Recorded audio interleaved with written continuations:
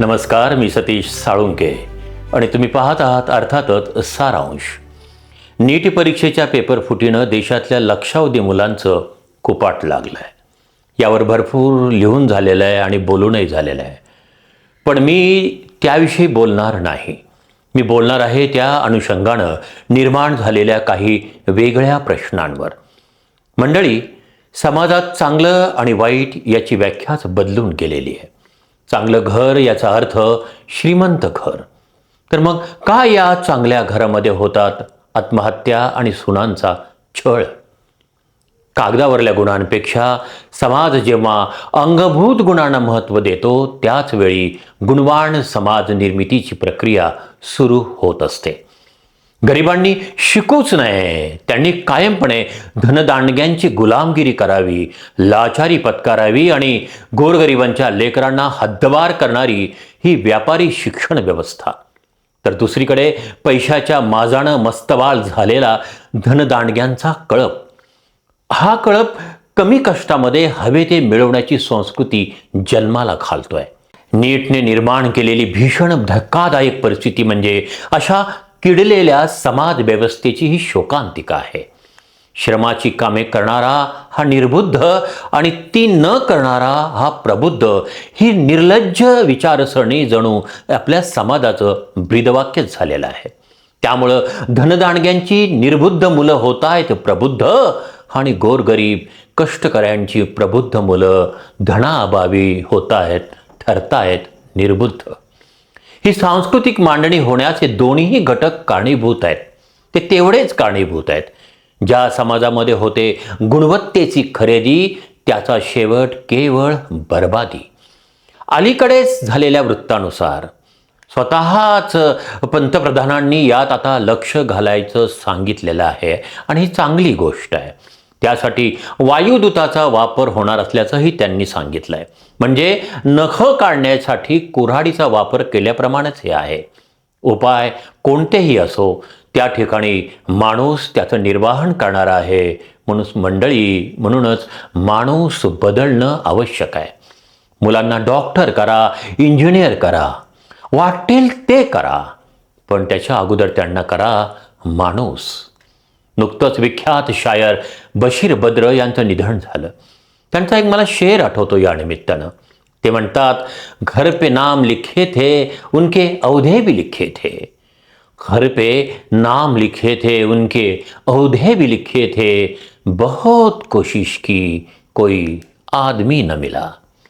अगदी सुरुवातीला एक मात्र मी निक्षून सांगू इच्छितो की सगळेच खाजगी क्लासेसचे संचालक शिक्षक हे भ्रष्ट नाहीत. उलट काही क्लासेसमध्ये अत्यंत प्रामाणिकपणे शिकवलं जातं. गरीब विद्यार्थ्यांकडनं फीसमध्ये सवलत दिली जाते. ही बाब देखील तितकीच प्रशंसनीय आणि स्वागतार्ह आणि स्तुत्य आहे. त्याचं अभिनंदन करायलाच हवं. पण प्रश्न आहे, शिवराज मोटेगावकर आणि त्याच्या टोळीतल्यासारखी माणसं का माजतात? केव्हा त्यांच्या डोक्यात मस्तीची धुंदी चढते? आपलं कोणीही काहीही वाकडं करणार नाही हा उन्मत्तपणा त्यांच्यामध्ये केव्हा येतो? याचं उत्तर आहे, त्यांनी समाजाला फसवून माया गोळा केलेली असते. अशी माया ज्या पैशाला पार्श्वभूमी असते ना श्रमाची ना घामाची. वेळ लागतो पण हा पैसा त्यांना रंग दाखवायला सुरुवात करत असतो आणि आता ती सुरुवात झालेली आहे. शिकवणी घेणाऱ्या एका साध्या शिवराज मोटेगावकर नावाचा चालाख माणूस जेव्हा सर्वसामान्यांच्या स्वप्नांची नाळ ओळखतो आणि RCC नावाची डॉक्टर इंजिनियरची फॅक्टरी टाकून बनावटी माल तयार करून अब्जाधीश होतो आणि एक टोळी तयार करतो. ही टोळी देशातल्या लक्षावधी गोरगरीब मुलांच्या भविष्याचे शतखंड करून टाकते. लक्षावधी पालक आणि विद्यार्थ्यांचे डोळे चिंतातूर होतात आणि भविष्य त्यांचं पूर्णपणे अंधकारमय होऊन जातं. त्याचं कारण केवळ लायकी नसताना केवळ संपत्तीच्या मस्तीत डॉक्टर होऊ इच्छिणाऱ्या धनदांडग्यांसाठी शिवराज मोटेगावकर टोळीने फोडलेला नीटचा पेपर. ही टोळी आहे उच्चवर्णीयांची आणि शुद्ध मराठी भाषिकांची. यात ना कोणी भैया आहे ना कोणी अल्पसंख्याक समूहातला माणूस. तसं असलं असतं तर गोष्ट आणखीनच निराळी झाली असती. आपल्या शुद्ध भाषेत गुरुर ब्रह्मा गुरुर विष्णू गुरुर महेश्वरा हा मंत्र आवडणाऱ्यांची ही टोळी आहे. पाहूया या टोळीतल्या काही लोकांची नावं. प्रल्हाद कुलकर्णी, शिवराज मोठेगावकर, शहा मनीषा हवालदार, डॉक्टर मनोज शिरुरे, शुभम खैरनार, मनीषा पांढरे, धनंजय लोखंडे आणि मनीषा वाघमारे. यातील काही जण आहेत मराठवाड्याच्या तथाकथित शिक्षणाचे माहेरघर लातूरचे किंवा शिक्षणाची पंढरी समजल्या जाणाऱ्या पुण्याचे. या भ्रष्ट टोळीमुळे लातूर आणि पुणे हे भुरट्या शिक्षणाचं माहेरघर वाटू लागलेलं आहे. मंडळी ही पिलावळ कुठून जन्मते? कोण जन्माला घालतं या समाजद्रोही विचारांना? याचं उत्तर आहे आपला समाज. मुलांना डॉक्टर करण्याच्या वेडानं झपाटलेली आणि त्यामुळे विवेक हरवलेली माणसं.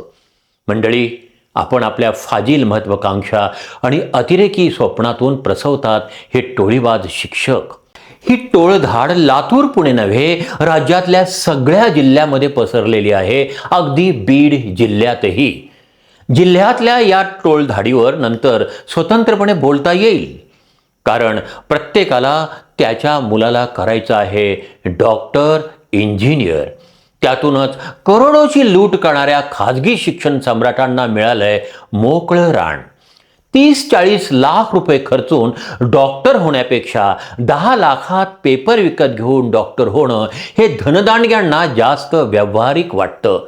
आणि मग इमारतींना रंगरंगोटीचा मेकअप करून कोट टाय लावून कोचिंग क्लासेसच्या दारात उभा असणाऱ्या या बाजार बसव्या खाजगी कोचिंग क्लासेसवाल्यांना ग्राहकांना पटवणं सोपंच होतं. पण त्यामुळे रात्रंदिवस घाम गाळून पोटाला चिमटा घेऊन मुलामुलींना या परीक्षेला बसवणाऱ्या पालक विद्यार्थ्यांची नीट वाट लागलेली आहे. खरं तर शिक्षण क्षेत्रातला भ्रष्टाचार हा थेट देशद्रोहच ठरायला पाहिजे.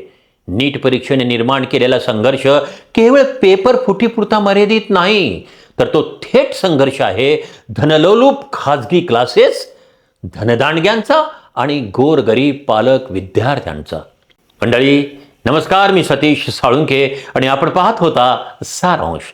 व्हिडिओ आवडल्यास शेअर करा, कॉमेंट्स करा, सबस्क्राईब करा. पुन्हा भेटूया अशाच महत्त्वाच्या विषयावर बोलण्यासाठी.